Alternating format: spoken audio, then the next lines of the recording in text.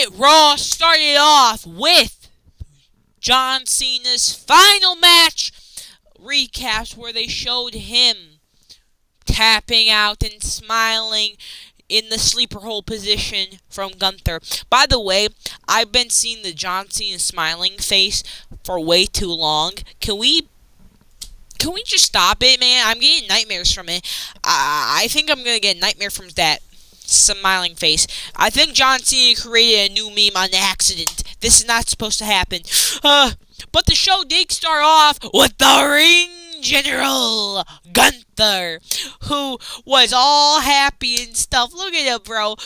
Grinning, got on the announcer's table, showing off to the crowd, got in the ring, stood on the ropes, which he never does, taking all the booze from Hershey, Pennsylvania, then grabbed the microphone, and every time he tried to talk, the crowd was like, boo, boo, right? And they started saying, you tapped out, you tapped out. And if I was Gunther here, I would be like, who tapped out? Who tapped out, John Cena? But, that didn't happen. But he said that, he started going in and he said, I made a promise and made it happen. Because as you guys remember, he said he was going to make John Cena give up and tap out, which he ended up doing. And he said that he made John Cena give up. He made John Cena tap out like a little poop. Yep, he said that. It's crazy, too. Very crazy. Then he dips out of the ring after saying that, laughs hilariously, goes back, and then he decides, let's run back, Goose. And then comes down to the ring, comes back down, grabs the microphone, and says it again. He said, I'll always be remembered as the guy who made John Cena tap out like a little book. Yep, that's exactly what he's saying. And he'll go down in the history books. And then he left. The camera followed him all the way in the backstage area where he was met by Otis and Tozawa. And this is the direction we're going in WWE. Why? Then he ran into R-Truth, who said he's a piece of trash. Then ran into Adam Pearce, where Adam Pearce literally said, "You're proud of yourself, ain't you? You're proud of yourself." And he said, "I'm very proud of myself. Very proud." And he said, "Well, what are you gonna do? You pooped on, you made fun of the legacy of John Cena. The only reason why you're doing that is because you knew he wasn't gonna show up ever again. That doesn't make you the ring general. That makes you a donkey butthole. A donkey hole. Yeah, he basically said donkey hole. Then Adam Pearce asked Gunther to leave the building. Gunther left the building and ran into AJ Styles, who, by the way, is next.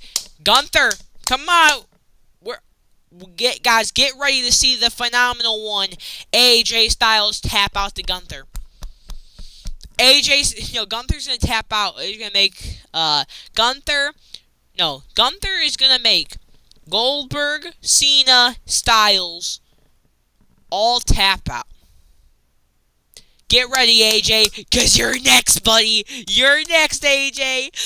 And then he gets in his car, stops, and he says, AJ, one more thing. And did the you can't see me movement, and I died laughing, bro. This was the hilarious thing I've ever seen him do. Bro, this new Gunther character, he's a different beast, bro. I better be seeing Gunther win every single championship there ever is, bro. This character made him be tapping out John Cena, made his character 100 times better, and I love it. Loved it, man. And this moment was funny, but AJ, I'm just gonna tell you right now, better get ready, buddy. Better get ready, because you're gonna tap out next at Mania 42. Anyway, Bronson Reed in the Division walked in. CM Punk finally showed up after 2 weeks. And it was time for the New Day versus the Usos match. This is a pretty solid match. A classic New Day versus Uso match. Nothing too. Though nothing too special happened in this match, clearly, because it was just a Monday Night Raw. But we did see Kofi hit a big crossbody. Jimmy hit an enziguri. Then the Usos get taken out to the ground, and the big stomps to Jimmy's face. And then Kofi accidentally slid into the LED ring post, giving himself a low blow as Jimmy moved out the way. Jay went flying to Xavier, and then probably something. Then the referee finally had enough of Grayson Waller's stuff and kicked him out of the arena. Jimmy and Jay with the double super kick, another double super kick. Jay hit the cross bot. Was it? I don't know what happened. Hit a spear, I think, or something like that. But he kicked out. Bale, beautiful super kick from Jimmy. Super kick, and then spear by Jay. Another spear by Jimmy with the 1D for the 1, 2, 3, and the winners of the match is the Usos. So congratulations to them. Anyway, it's just been confirmed for January 5 that Rhea Ripley and Io Sky will be challenging for the Women's Tag Team Championships, who are currently being held by the Kabuki Warriors. And the Kabuki Warriors responded by saying, Io, you betrayed me. You betrayed your own family. I loved you. Asuka loved you. All you had to do was apologize and acknowledge me as your spend. I would have taken your back, but instead you chose Rhea Ripley after she disrespected me. Now both of you will know nothing but pain. January 5 in Brooklyn, the Kabuki Warriors will end Rhea and Io and retain our tag team championships.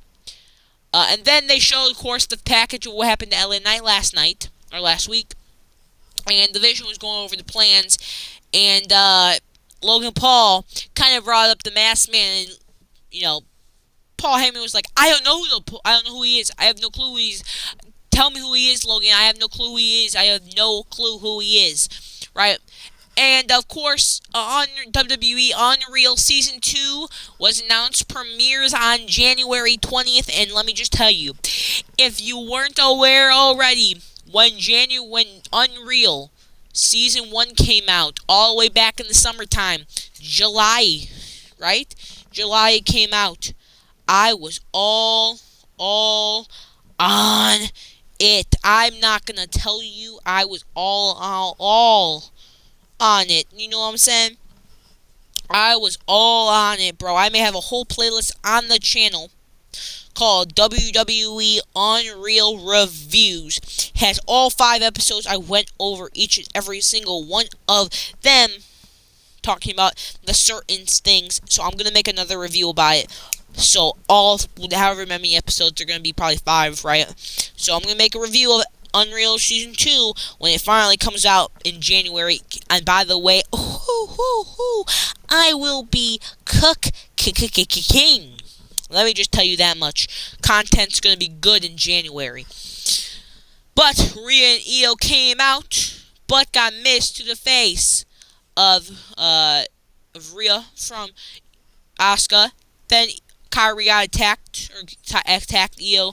But then when Kairi was going for the insane elbow to Rhea, Io dove in front of Rhea and took them most of the impact. Next, it was time for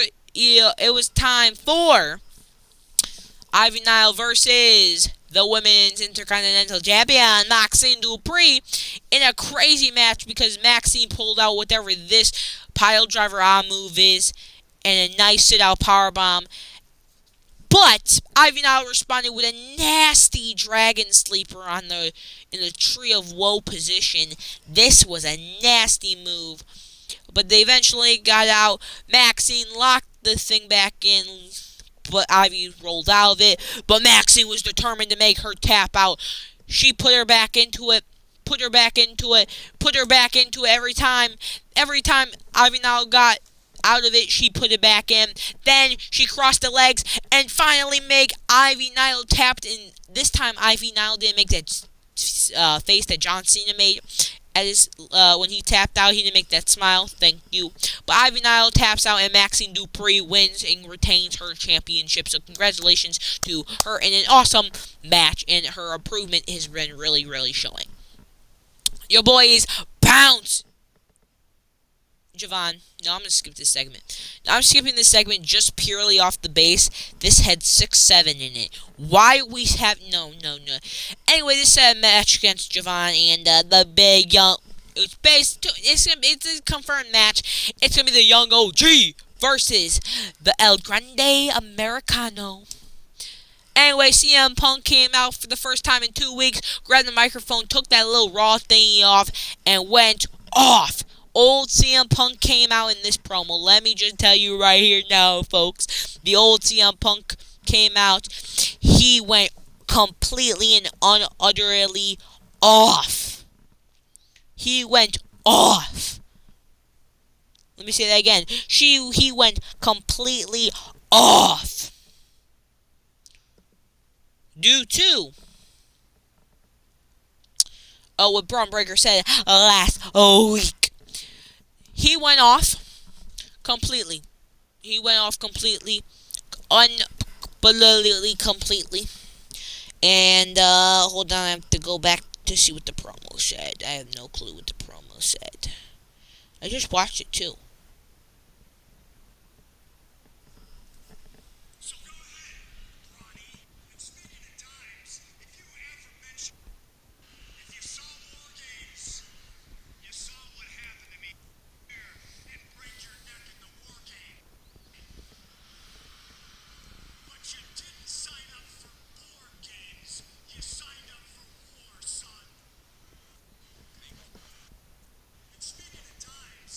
Hold on, you guys.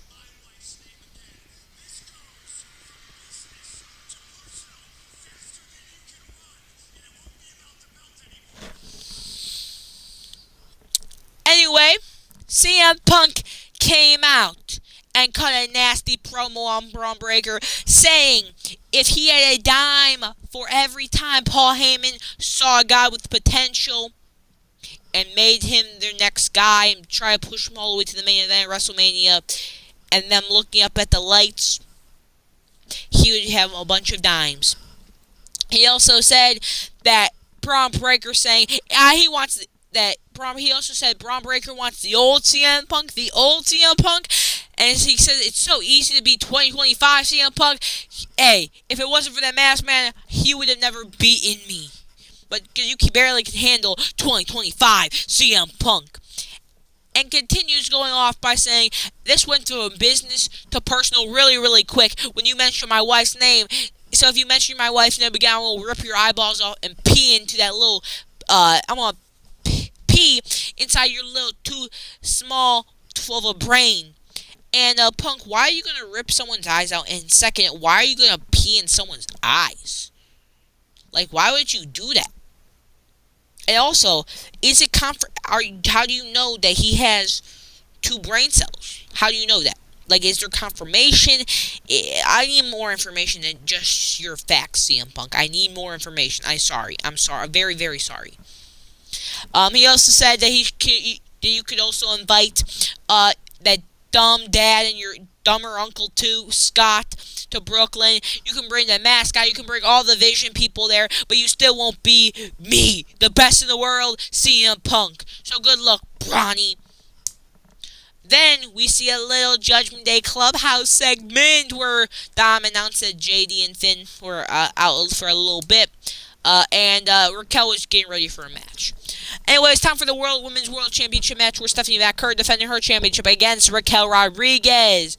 Raquel Rodriguez and Stephanie McCurry cooked for the time they got. But we did see that Stephanie McCurry hit the devil's kiss on her. But then Raquel hit this crazy move where she missed the one lariat and then hit another lariat with her left one.